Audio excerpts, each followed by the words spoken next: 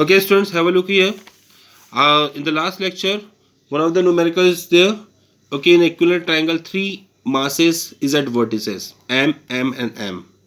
Okay, and one more mass 2m is at the centroid.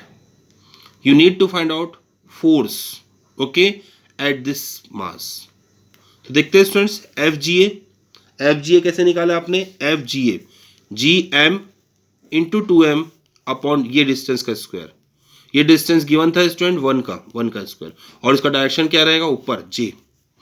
F G B निकालेंगे. जी B कहाँ है student? This one is your G B this one. Okay G B. तो G M 2m upon बीजी का square और इसका direction क्या होगा students? वही सेम. यहां देखेंगे आप ये वाला, ये दो कंपोनेंट में स्प्लिट हो जाएगा स्टूडेंट डायरेक्शन में, एक इधर और एक इधर.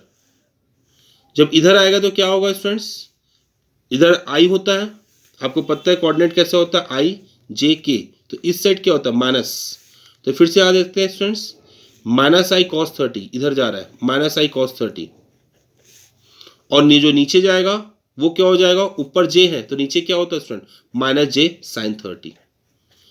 ठीक है, ये स्प्लिट हो गया स्टूडेंट्स. स्प्लिट हो गया, ये दोनों क्या है? रिजल्टेंट के लिए है सब स्टूडेंट्स. आप इसी का डायरेक्शन लिख रहे हो, जो कि इसका डायरेक्शन आप दो फॉर्म में लिख रहे हो. ठीक है, उसके बाद कंपोजिशन के इसी का डायरेक्शन है स्टूडेंट्स. ओके, आगे बढ़ते हैं. नेक्स्ट है एफ जी सी क्या रहेगा? G M 2m. डायग्राम देखो स्टूडेंट्स, डायग्राम देखो यहाँ पर एफ जी सी ये हो गया 2m और m. ठीक है, 2m और m अपॉन वन का स्क्वायर और इसका डायरेक्शन क्या रहेगा यहाँ पर? ये डायरेक्शन स्टूडेंट्स इधर क्या रहेगा? वही आई कॉस थीटा पॉजिटिव में. और इस साइड क्या रहेगा स्टूडेंट? जो कि नीचे की साइड है माइनस जे साइन 30. कॉस 30 आपका और इधर साइन 30. ठीक है, आप सुपरपोजिशन प्रिंसिपल से हिसाब से स्टूडेंट्स क्या हो गया? दोनों को सबको ऐड कर दो. तो देखो मैं सबको ऐड कर रहा हूँ, जिसमें कि आप देख रहे हो जी एम 2m कॉमन निकल गया स्टूडेंट्स. जी एम 2m सब में है. ठीक है, जी एम 2m कॉमन निकल गया. तो ये कॉमन निकल गया, वन का स्क्वायर वन ही होता है. अब सबके डायरेक्शन को सॉल्व कर दो. इसका डायरेक्शन जे है, इसका डायरेक्शन ये है स्टूडेंट्स, इसका डायरेक्शन ये है. आप सॉल्व करेंगे. ठीक है, तो आप देखेंगे आई कॉस 30 कैंसिल हो गया. ये जे साइन 30 कैंसिल नहीं हो रहा है स्टूडेंट. इसके सामने माइनस है, इसके सामने माइनस है. ये by mistake I have put it this one. Okay, this is not going to cancel. So here is what left students. You can see here J and here I cos 30 I cos 2 only cancel. So j sin 30 that is minus and minus, so it become minus 2 j sin 30. It become minus 2 j sin 30 and sin 30 is equal to what? 1 by 2. So 2 cancel, what left? Only j. So this j minus j, एक ऊपर का direction एक नीचे का direction, दोनों एक दूसरे को कैंसिल हो जाएगा students. The answer will 0 and when the 0 is multiplied with this one, the answer complete is 0. Okay, when one more question, B part is there student. If the mass of A is double, A मतलब कि student आप देख सकते हैं यहाँ पर इस body का मास डबल हो जा रहा है, मतलब 2m हो जा रहा है. Okay, so we need to find out force. So you can see here F G A will only change F m1 m2 by R square. अब m1 भी 2m हो गया है, m2 भी 2m हो गया बाय आर स्क्वायर. डायरेक्शन जे ही रहेगा, ये फोर्स हो गया. बाकी स्टूडेंट एफ जी बी और F G C will remain same.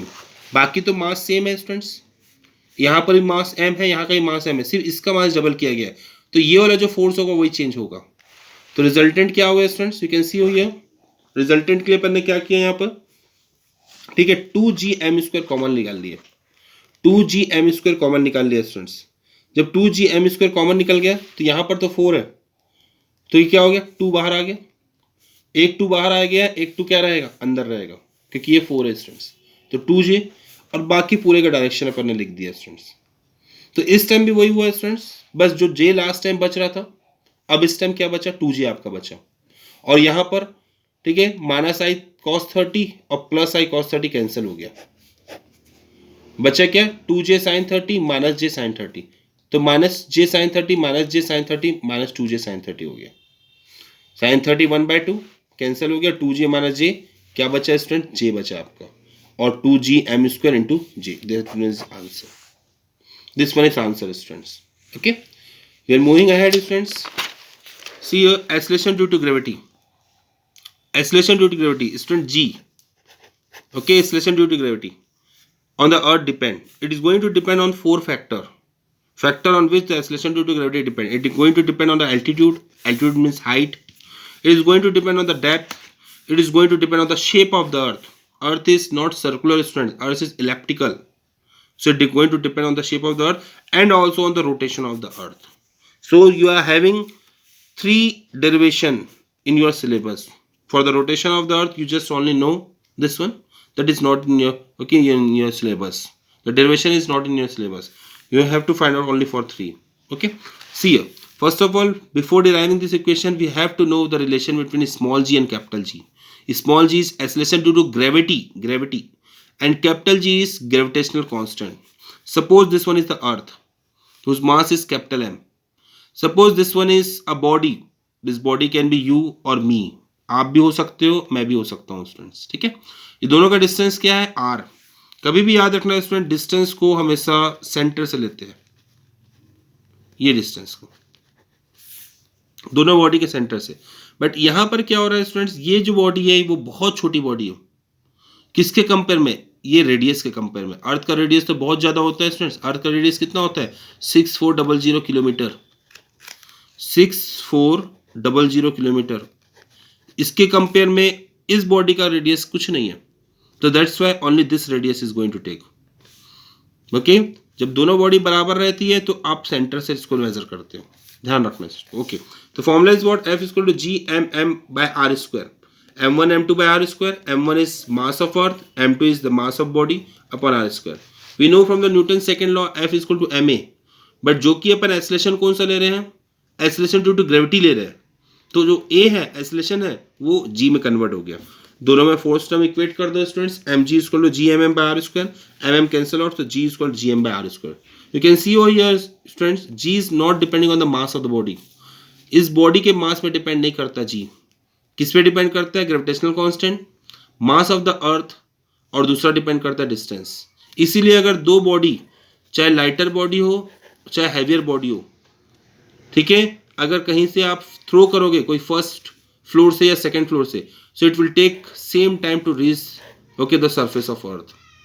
अगर आप सेकंड और थर्ड फ्लोर से सेम बॉडी को, मान लो इसको भी सेकंड फ्लोर से थ्रो कर रहे हो और इसको भी सेकंड फ्लोर से, हाइट सेम होना चाहिए, दोनों को सेकंड फ्लोर से अगर आप थ्रो कर रहे हो, so it will take same time to reach the earth, भले ये लाइटर बॉडी है या हैवियर बॉडी हो। ओके, लाइटर बॉडी या हैवियर बॉडी सेम टाइम। हाँ, ये बात अलग है कि एयर रेजिस्टेंस नहीं होना चाहिए। एकदम लाइटर बॉडी में अगर एयर का रेजिस्टेंस है तो हो सकता है ये बाद में पहुंचे, but okay, neglect the air resistance, it will take the same time to reach the surface of earth because the g does not depend on the mass of the body, so the g will be remain constant for both the body। okay, चलो, constant मतलब कि same लगेगा, जितना इसमें लगेगा इसमें भी लगेगा, इसलिए दोनों बॉडी एक ही टाइम में सरफेस ऑफ अर्थ में पहुंचेगी। Next, variation of G with altitude. अब हाइट से अपन देखते हैं स्टूडेंट्स कैसे आपका जी ओके वेरी करता है। Consider this one is earth, this one is earth of mass m। अब मान लो ये बॉडी यहाँ पर, ठीक है, एक बॉडी यहाँ पर है, यहाँ पर जब बॉडी थी स्टूडेंट तो वहाँ पर एक्सेलरेशन ड्यू टू ग्रेविटी कितना था, g था। इस बॉडी को h हाइट में लेके गया, इस बॉडी को आप h हाइट में लेके गए यहाँ पर। अब यहाँ पर एक्सेलरेशन ड्यू टू ग्रेविटी कितना है, gh है, ठीक है, h हाइट में लेके गया तो इसको gh है। नाउ देखो, g is equal to gm/r²। When body is at a, when body is at a point पे, तो g कितना हो गया, gm/r²। Now when it reach to b, when it reach to b, मतलब एक h height ले लिया student, तो r कितना हो गया, r प्लस h का स्क्वायर। r कितना हो गया डिस्टेंस, ये r प्लस यहाँ का डिस्टेंस का स्क्वायर। इक्वेशन 2, इक्वेशन 2 को इक्वेशन 1 से डिवाइड कर दो स्टूडेंट्स, इक्वेशन 2 को इक्वेशन 1 से डिवाइड कर दो, 2/1 gh/g। ये दोनों को डिवाइड कर रहा हूँ स्टूडेंट, तो देखेंगे आपका gm कट गया और ये क्या बचा, r² ऊपर चले गए, तो r² पर r प्लस h का स्क्वायर। तो ये भी एक फॉर्मूला बन गया student, gh equal to g r² r plus h का square. gh equal to g को इधर फेंक दो, कितना हो जाएगा R square upon R plus H के स्क्वायर। बट इसको अगर फर्दर सॉल्व करें स्टूडेंट्स तो देखो यहाँ से मैं नीचे से आर स्क्वायर कॉमन निकाल लिया, ये भी एक फॉर्मूला है स्टूडेंट्स, और आगे बढ़ते अपन आर स्क्वायर कॉमन निकाल लिया, तो यहाँ क्या बचा 1 प्लस एच बाई आर, क्योंकि आर सिर्फ नहीं निकलेगा स्टूडेंट, स्क्वायर है तो आर स्क्वायर निकलेगा, और यहाँ क्या बचा एच डिवाइडेड बाई आर, तो R square cancel out, what is left 1 plus H by R का स्क्वायर। इसको ऊपर ले जाएंगे स्टूडेंट तो -2 आ जाएगा, इसको ऊपर ले जाएंगे तो -2 आ जाएगा। और बायनोमियल थ्योरम से क्या देखते हैं स्टूडेंट, 1 प्लस एक्स की पावर में n है, तो जो n होता है वो यहाँ आ जाता है students, 1 plus N X by 1 factorial, फिर क्या होता है N square X square by 2 factorial, 2 factorial क्या होता है 2 इंटू 1, फिर आगे सीरीज बढ़ते जाती है स्टूडेंट्स।